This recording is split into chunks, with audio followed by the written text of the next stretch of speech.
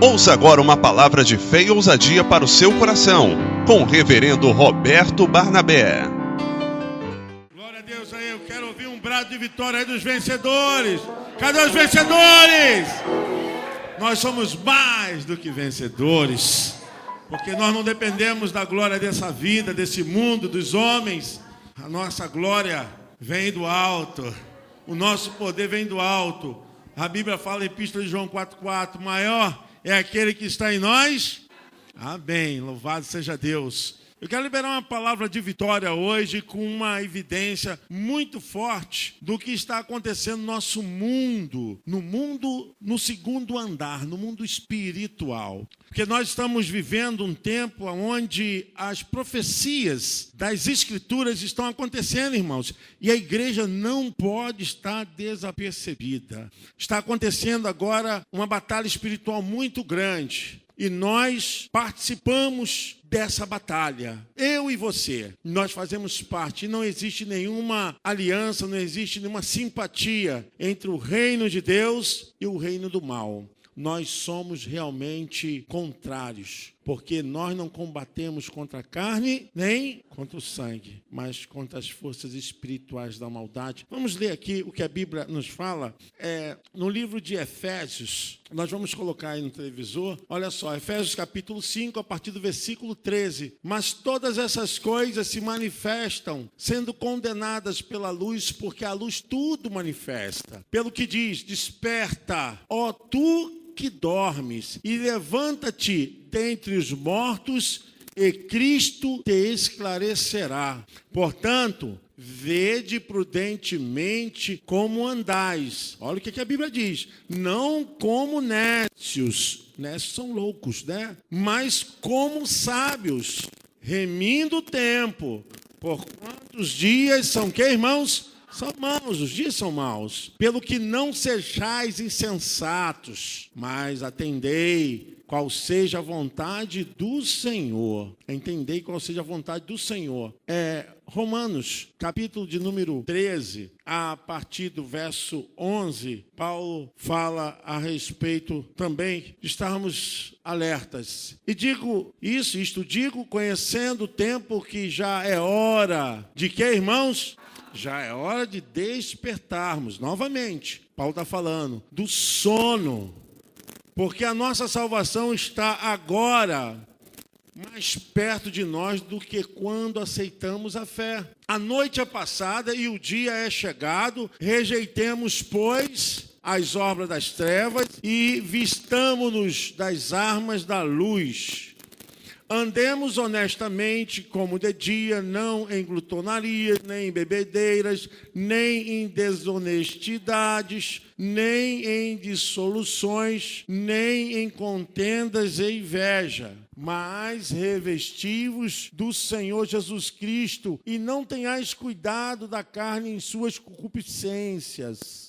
Amém. Você pode se assentar. Paulo está falando à igreja em Éfeso, para que a igreja tivesse alerta quanto aos acontecimentos no mundo espiritual e que os irmãos pudessem acordar do sono do qual faz com que as pessoas sejam mais lentas, mais insensíveis, não consigam entender nem diagnosticar as coisas que estão se manifestando no mundo espiritual. É o sono da morosidade, da lentidão, da falta de atitude. São sentimentos que vão colocando o ser humano dentro de um plano que vai excluindo a visão a respeito das coisas que Deus tem revelado, que Deus tem manifestado nas suas Escrituras. O apóstolo Paulo chama a atenção dos irmãos em relação ao cuidado nesses dias maus. Essa é a palavra de Paulo. Os dias são maus. Viva uma vida como pessoa sábia.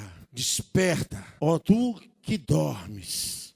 Algumas coisas nos chamam a atenção a respeito dessa palavra, porque não está sendo dirigida para os não entendidos das Escrituras. Essa palavra é para crente. Essa palavra é para quem é batizado já no Senhor Jesus Cristo. Essa palavra, ela tem uma referência. Ela é para todos aqueles que confessam o nome do Senhor. Essa palavra é para nós, irmãos. Paulo diz: desperta tu que dormes. Há uma exclamação de Paulo, porque os perigos são evidentes, são eminentes. Digo, eles estão à nossa porta, estão batendo na nossa casa, estão atravessando o nosso caminho. Os perigos estão transitando aonde nós andamos. O fato de nós sermos servos de Deus não faz com que nós andemos desapercebidos e com menos cuidado em relação ao que está acontecendo no mundo espiritual. O que nós estamos vendo é uma verdadeira avalanche de crentes desanimados, de crentes abandonando a fé, de crentes que um dia professaram a sua fé no altar, diante de Deus, diante dos homens, que estão recuando na fé. Suas atitudes estão cada vez mais insignificantes diante dos grandes ataques de Satanás. Irmãos, nós não lutamos contra um ser qualquer. Nós não estamos lutando contra um exército qualquer. A igreja está lutando contra as hostes malignas do diabo. O ser que agora opera nos filhos da desobediência. O problema nosso é que nós temos errado o nosso alvo. O nosso inimigo não é o nosso vizinho, não é o patrão, não é alguém da família. O nosso inimigo se chama Satanás, antiga serpente, dragão. Ele é o enganador, o mentiroso. Jesus o chamou de mentiroso, enganador, aquele que agora está seduzindo as nações para o maior erro, para o pecado. Então, nossa luta não é contra um ser qualquer. A igreja é a única, entenda isso, a igreja é a única, em nome de Jesus, que pode deter o poder operador de Satanás aqui nessa terra, amém? Você pode aplaudir o Senhor? É a igreja tem esse poder em nome de Jesus. Não tem sido fácil pregar o evangelho, evangelizar. Não tem sido fácil a gente formar discípulos. A gente está aqui trabalhando com as famílias, cuidando das crianças e levando o conhecimento dessas crianças à lei do Senhor. Não tem sido fácil mantermos uma dinâmica, um formato do evangelho para que a igreja continue marchando, continue trabalhando, continue operando de salvar as almas das garras do inimigo, das algemas de Satanás, do engano, da mentira, da falsidade, do pecado. É a função da igreja pregar, ensinar, redarguir, exortar. É a função da igreja estar ministeriando a palavra do Deus vivo, mas não tem sido fácil, irmãos. A palavra do apóstolo Paulo foi justamente essa. Irmãos que estão em Éfeso, a igreja que está em Éfeso, não durmam, não ficam desapercebidos. A nossa luta é muito grande. Por que Paulo menciona na carta aos Efésios a direção da nossa verdadeira luta? No capítulo 6, a partir do versículo 10, o apóstolo fala: no demais, irmãos meus, fortalecei-vos no Senhor e na força...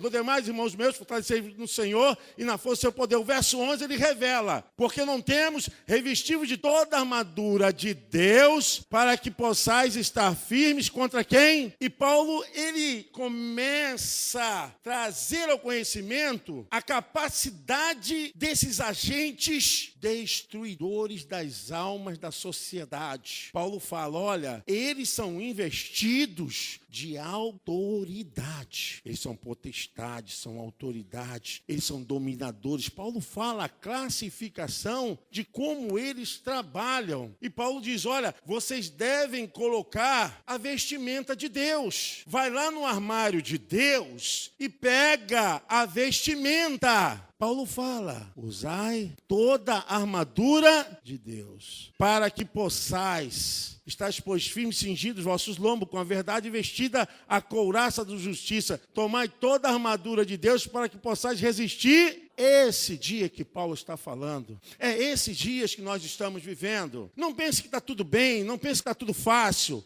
Não pense que nós já estamos no céu. Nós somos vitoriosos, mas o nosso inimigo, ele está derrotado, mas não está destruído. Ele ainda não chegou o tempo da sua total destruição. Ele opera agora, igreja. Por isso que há milhares de pessoas que estão se desviando da casa de Deus. Por qualquer motivo, as pessoas estão abandonando a fé. São decepções, são frustrações, são construções normais da vida, e isso tem levado pessoas a desistirem, a criarem um imbróglio, a criarem um problema enorme. Para que eu vou seguir a Jesus? Há tanto erro, há tanto cometimento assim, assado. E com isso estão fazendo com que as suas vidas retrocedam. Você está entendendo essa palavra? Você foi chamado, você foi salvo, você foi purificado, você tem o seu nome escrito no livro da vida justamente para acordar. A igreja, ela está lutando contra essa correnteza do mundo. Nós não somos do mundo. Tudo que há no mundo, os prazeres do mundo, as coisas que o mundo oferece, não é para alimentar os filhos de Deus, as filhas de Deus, os pastores de Deus. Nós nos alimentamos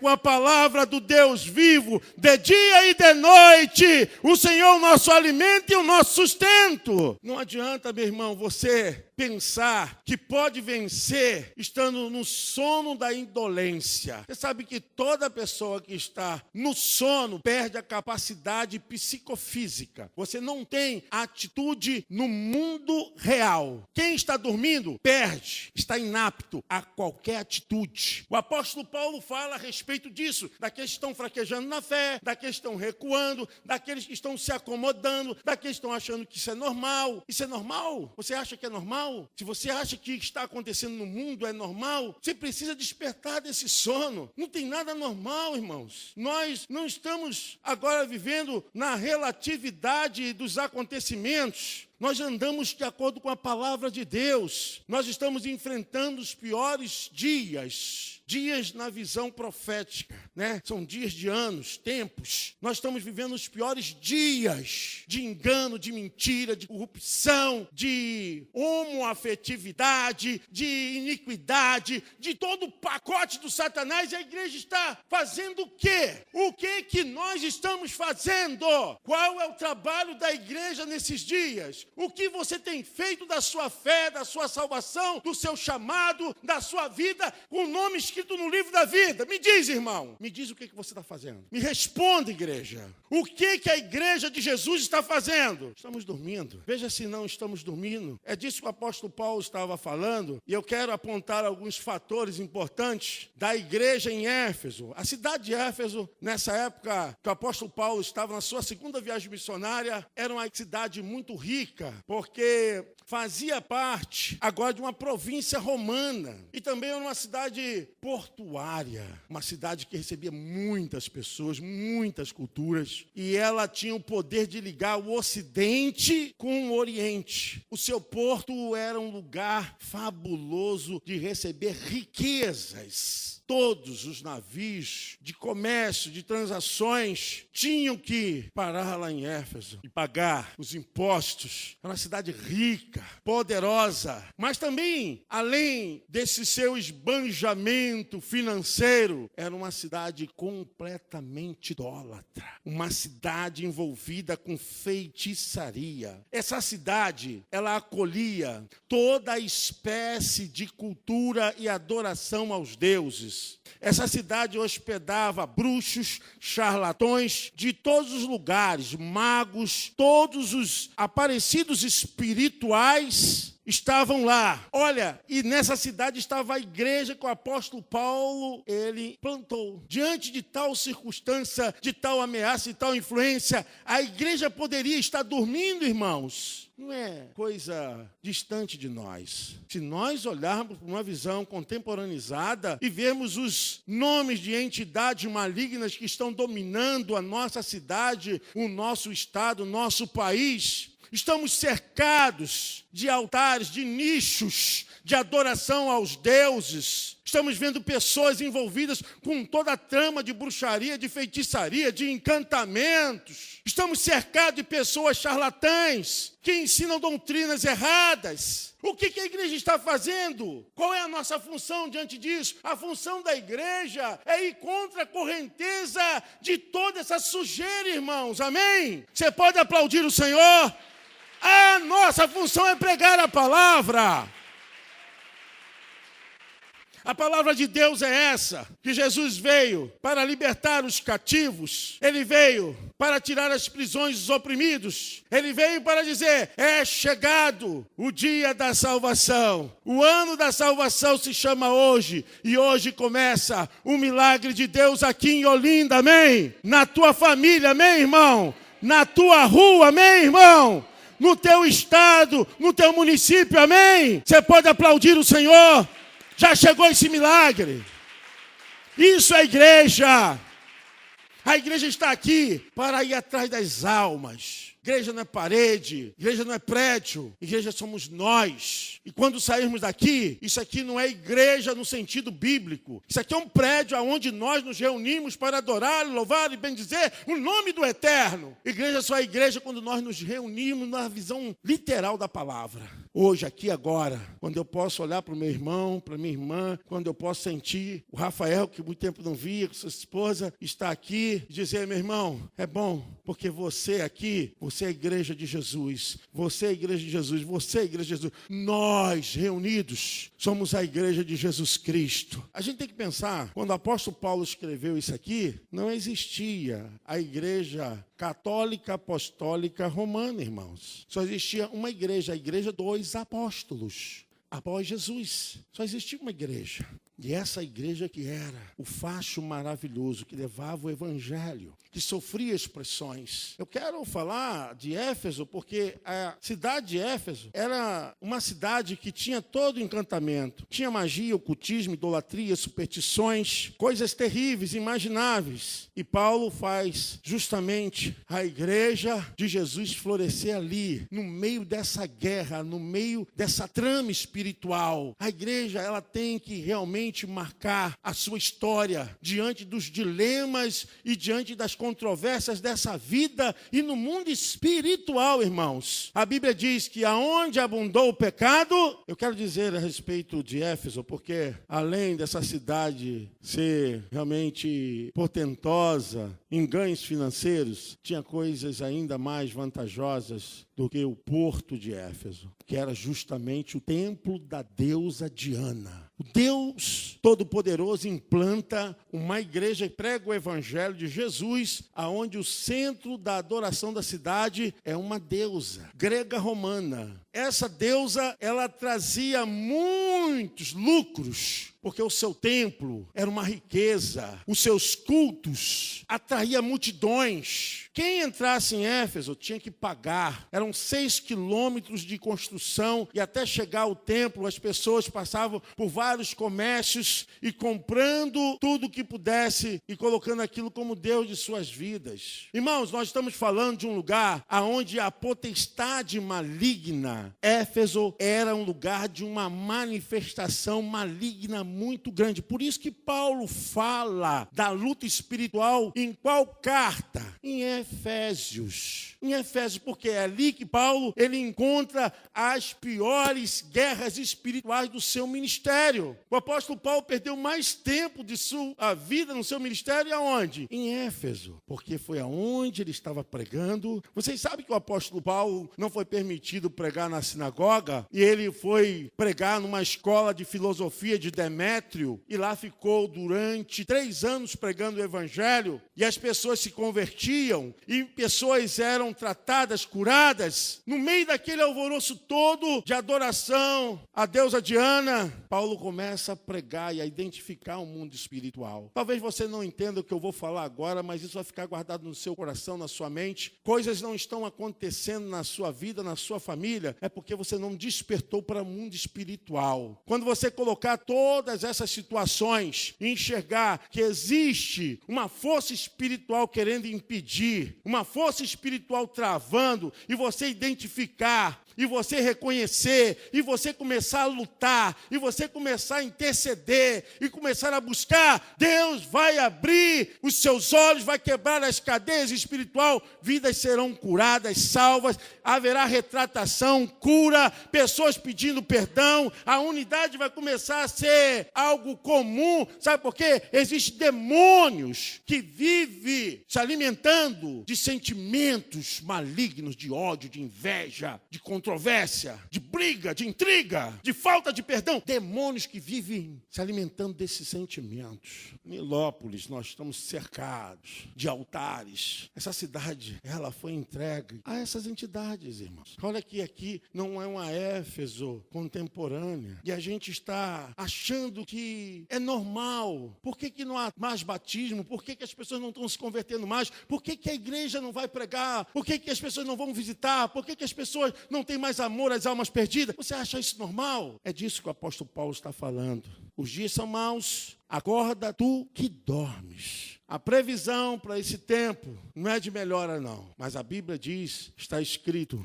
que a igreja, ela é que vai estremecer as portas do inferno. É a igreja que vai fazer barulho na terra e nos céus, amém, irmãos? É a igreja de Jesus que vai dizer, chega diabo, chega pecado, chega mal. É a hora do Cristo Todo-Poderoso se manifestar. Amém? Você pode aplaudir o Senhor? Glória a Deus. Essa deusa Diana tinha uma influência muito grande, além de seguidores, tinha suas sacerdotisas. O seu templo foi considerado na época a 7ª maior maravilha do mundo. Uma extensão muito grande, toda em mármore, a sua exuberância, suas colunas. As sacerdotisas, elas adoravam a deusa Diana nas colunas do templo. Tinham mais de 170 colunas no templo, pelo lado de fora. E elas ficavam ali. E uma das obras em que a Diana pedia, como a deusa dos Efésios, além de ser a protetora da colheita, da abundância, da fertilidade, ela também promovia a promiscuidade, a prostituição. O culto da Diana, as sacerdotisas eram mulheres prostitutas, virgem que se prostituíam.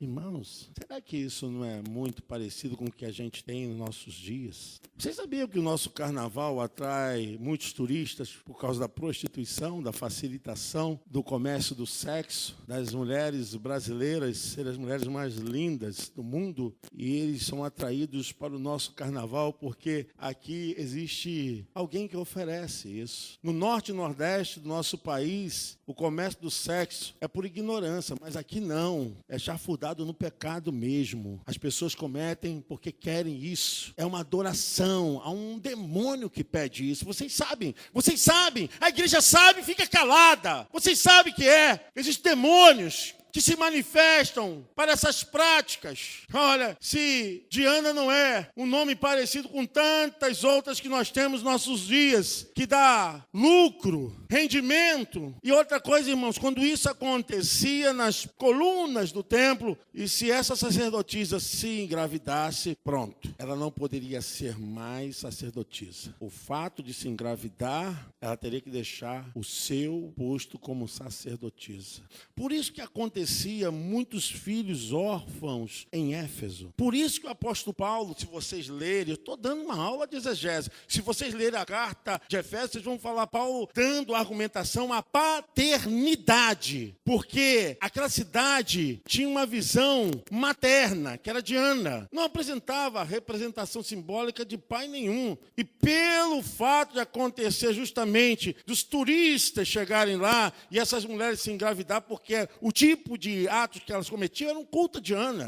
Não era só sexo, não, era um culto ao demônio, tá? Para você entender melhor. Esses viajantes iam embora, essas crianças que nasciam ficavam o quê? Órfãos, totalmente órfãos. Onde Paulo fala a respeito de paternidade. O mundo espiritual é muito mais do que a gente pensa, irmãos. Estamos numa batalha muito grande, terrível. E quando nós entramos nessa luta, nós não podemos ficar adormecidos. Como estamos, a gente está se contentando com o nosso nome escrito no livro da vida, se contentando em que nós estamos salvos, mas não podemos evitar de que há uma sonolência no meio da igreja. A igreja está se acostumando com essas coisas. O apóstolo Paulo está falando justamente para a igreja de Éfeso, para se despertar. É hora de acordar do sono. Não podemos admitir, não podemos ser coniventes, lenientes a essa horda maligna espiritual. Quem está no espírito está entendendo o que eu estou falando. Eu não estou falando coisas da carne física, terrena.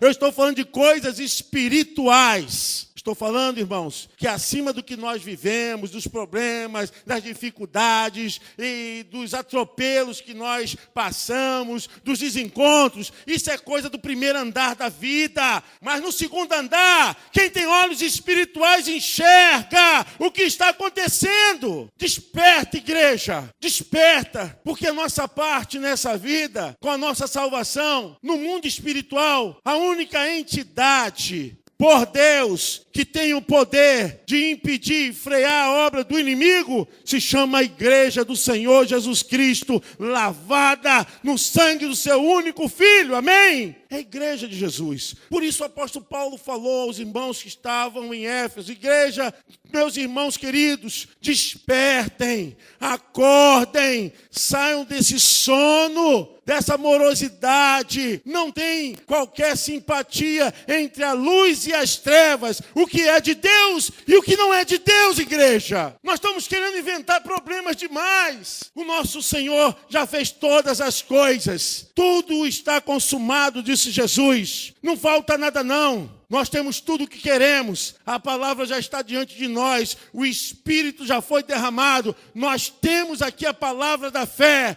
A igreja precisa agora desvendar todos os mistérios e marchar. É hora de nós olharmos o mundo espiritual, quando abrimos nossos olhos para isso. Estamos cercados de insensatez. Irmãos, estamos cercados de idolatria, de feitiçaria, estamos cercados de encantamento, de paganismo, de loucuras de cultos e de coisas aberradoras. Estamos debaixo de grande influência e de movimentos contra a palavra de Deus. A igreja precisa estar acordada, porque nós não lutamos contra a carne nem contra o sangue. Eu quero mostrar um pouquinho a respeito do que o apóstolo Paulo estava falando. Posso ilustrar aqui com algumas coisas que eu separei e quero que você preste atenção nisso que eu vou falar. Olha só, essa primeira figura aí, esse era o templo de Diana. Era Ártemis dos gregos e com a entrada da cultura romana, entrou Diana e ela se tornou a deusa grego-romana. Olha o seu templo, as suas colunas, a sua grandiosidade, a sétima maravilha do mundo. Isso atraía 6 quilômetros e era uma cidade enorme. Tudo trabalhava em volta desse lugar, dessa casa espiritual, onde buscavam toda sorte de coisas erradas. E Paulo implanta a igreja e está lutando. Pode passar. A segunda revela quem era a deusa Diana. Essa aí, ó, a deusa da fertilidade, da frutificação, que protegia tantos outros adjetivos que ela teve, além de que também era que promovia a promiscuidade na adoração divina. Essa senhora aí. E todos iam ali e buscavam a sua orientação. Eu vou citar um caso aqui que vocês conhecem, a Pitonisa, aonde Paulo repreendeu o demônio dela, e ela falava a verdade. Estava Paulo e Silas, e ela falava: esse aí é verdadeiramente o mensageiro de Deus. E Paulo não aguentava mais, porque ela falava a verdade, mas aquilo incomodou Paulo. Paulo expulsou o demônio que estava na vida daquela moça. Era uma sacerdotisa dessa aqui. Quando você entender a palavra de Deus, você vai lembrar disso aqui. Essa Pitonisa era sacerdotisa dela. Quando Paulo expulsou o demônio que estava nessa mulher, os que eram dirigentes desse trabalho aqui se levantaram contra Paulo, porque esse homem está impedindo da nossa lucratividade. E fizeram o quê? Expulsaram Paulo, chicotearam Paulo, e é onde Paulo e Silas ficaram presos, porque os adoradores da Diana dos Efésios não estavam aceitando a palavra. Irmãos, olha só que situação. Hoje nós estamos em conformidade com os deuses atualizados. Tudo hoje se tornou comum. As pessoas estão vivendo o evangelho de clichê, irmãos. Perdoa-me a sinceridade. Se tornar evangélico hoje é clichê. Eu sou daquela igreja que tem estacionamento, que tem isso, que tem aquilo. E vou te falar, prédio nenhum, lugar nenhum é igreja. A igreja é onde tiver 2 ou mais reunidos no nome de Jesus. Amém? Você pode aplaudir o Senhor? Essa é a igreja de Jesus. E até o 3º século não tinha templo, a igreja era nas casas.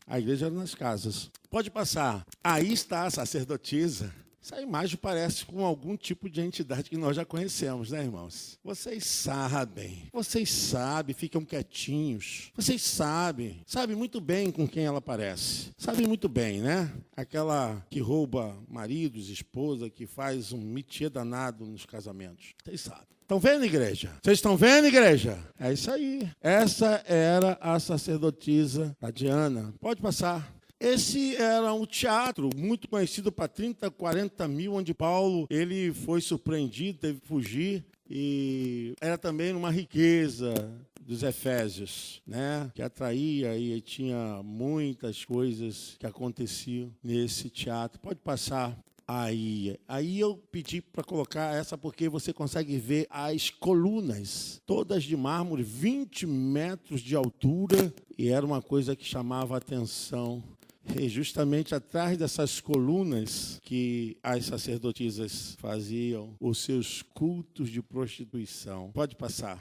Aí está o mapa, vocês estão vendo bem aqui, porque Éfeso está aqui embaixo.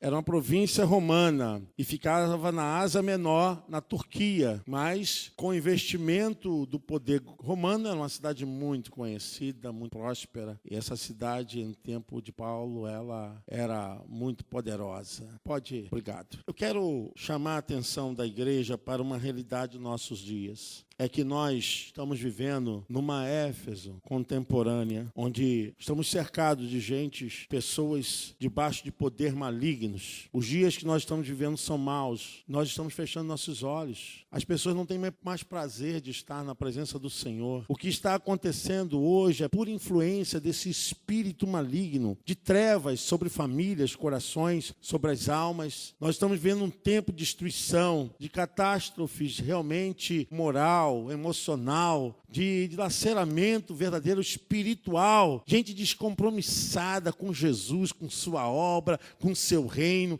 pessoas que dizem assim, não, porque eu não estou na frente, eu não sou líder, eu não sou nada, e não, meu irmão, você é sim. Todos quantos se alistaram pelo sangue de Jesus precisam guerrear. Nós estamos vivendo hoje numa baixa espiritual muito grande. Crente que não lê a Bíblia, crente que nem sabe nem quantos livros tem a Bíblia. Crente que não sabe nem quantos livros tem um Novo Testamento, nem um Velho Testamento. Crente que não sabe o que é livro poético, livro profético, livro sinótico, não sabe nada, o que é carta, não sabe nada. Sabe por quê? Porque o nível espiritual baixou tanto. Cuidado, porque você deve estar colocando a sua vida no ter, e o ter se perde. Essa vida passa. O apóstolo João diz, olha, o mundo passa com suas concupiscências, seus prazeres. Coloca os seus valores na palavra, no reino de Deus, que reúne família. O que a igreja faz? Reúne família, traz unidade para o corpo da família, oferece perdão, ela planta o amor, civismo. Irmãos, estar na igreja é a coisa mais maravilhosa. Criar os filhos na igreja é a coisa mais maravilhosa que existe na face da terra. Porque aqui não tem drogas, aqui não tem prostituição, aqui não tem vício, não tem maldição. Glória a Deus! Você pode aplaudir o Senhor? Oh, glória, glória, glória, glória! Aí o inimigo coloca, para que você vai para a igreja? Para que você vai ouvir o pastor Barnabé? Estou cansado de ouvir o pastor Barnabé. Mas é assim que o inimigo faz. Você não está ouvindo, não. Que a palavra do Senhor se renova a cada manhã. A palavra não é minha, eu não sou dono de nada. Sinceramente, tem algumas coisas que a gente nem sabe, porque o Espírito Santo é que fala através de nós. É Ele que faz a obra. Então hoje nós somos ministradores da graça de Deus. Não podemos fechar os nossos olhos diante dos desafios. Não podemos deixar que esse espírito de maldição venha influenciar as nossas vidas, as nossas famílias, aonde a gente mora. Para encerrar, irmãos, eu quero meditar nessa palavra com vocês em Deuteronômio, que é o livro da repetição da lei do Senhor, 18, a partir do 9 ao 14. Olha como o povo de Deus era orientado no passado para não ter envolvimento com influências malignas. Quando Moisés tirou o povo do Egito, Deus falou: não quero que vocês estejam envolvidos com coisas malignas, com magias, com encantamento, com adivinhação. Vocês estão proibidos porque eu sou o Senhor vosso Deus. Olha o que Deus orienta. E hoje a gente vive assim, tão envolvido. Crente que lê horóscopo, crente que tem crendices, crente que é cheio de superstição. Olha, é tanto crente envolvido com coisa errada. Sangue de Jesus tem poder. Quer que a pessoa saia da sua casa, põe a vassoura atrás da porta, não é? Para descobrir o sexo da criança, bota isso, bota aquilo. Gente, encantamento, superstição. Olha o que Deus fala ao povo. Quando entrares na terra que o Senhor teu Deus te der, não aprenderás a fazer conforme o quê? Era proibido. Entre ti se não achará quem faça passar pelo fogo seu filho ou sua filha, nem adivinhador, nem prognosticador. Olha aí, ó, pessoal que gosta de cartomante, né? Nem agoreiros, nem feiticeiros, nem encantador de encantamentos, nem quem consulte um espírito adivinhante, nem mágico, nem quem consulte os mortos. Pois todo aquele que faz tal coisa é abominação ao Senhor.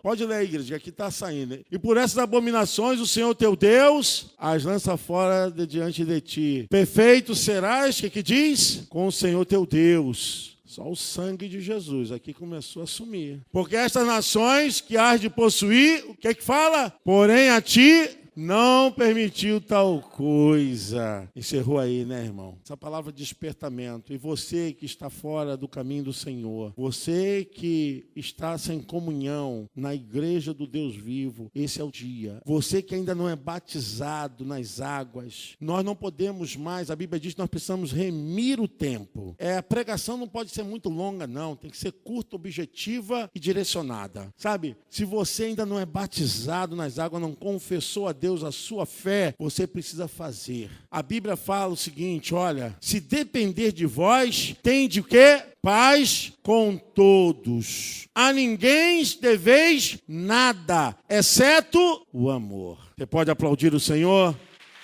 É isso aí.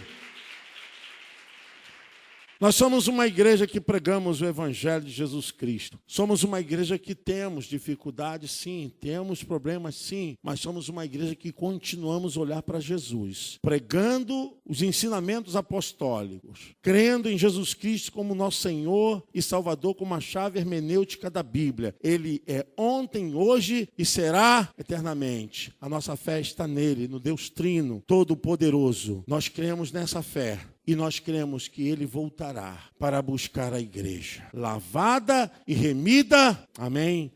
Deus abençoe sua vida. Tenha uma noite de vitória. Deus possa te conceder muitas vitórias. Desejo de todo o coração que seja uma melhor noite para você. Seja uma semana de libertação. Talvez o inimigo tenha colocado medo, a preocupação, tenha colocado esfriamento, você se decepcionou, você se aborreceu. Gente, isso é coisa do primeiro andar. Essa é coisa do primeiro andar. Isso é coisa dos vivos mesmo. No segundo andar é que você começa a ver as coisas espirituais, no nível maior. Então, fique mais no segundo andar do que no primeiro andar, porque no primeiro andar é só trevas, só preocupação. Por isso que a vida do crente tem que ser sempre lá no segundo andar, na palavra, orando, vigiando. Deus vai revelando. Amém? Porque a vitória é nossa. Aleluia. Porque até aqui nos ajudou o Senhor. E por isso estamos alegres. Até aqui nos ajudou o Senhor. Por isso estamos alegres. Se Deus é por nós, quem será contra nós? Posso todas as coisas naquele que me fortalece. E operando Deus, quem impedirá? A vitória é nossa pelo sangue de Jesus. A vitória é nossa pelo sangue de Jesus. Eu e a minha casa servimos ao Senhor. Eu irei adiante de ti, endireitarei os caminhos tortuosos, quebrarei as portas de bronze e despedaçarei os ferrolhos de ferro. Dar-te-ei os tesouros escondidos e as riquezas encobertas, para que saibas que eu sou o Senhor, o Deus de Israel, que te chama pelo teu nome e sobrenome. Amém? Levante a sua mão. E que a graça do nosso Senhor e Salvador Jesus Cristo, que o grande amor de Deus Pai, e que a doce, maravilhosa presença do Deus Espírito Santo esteja na sua vida e com toda a igreja espalhada pela face da terra. E o povo de Deus diz...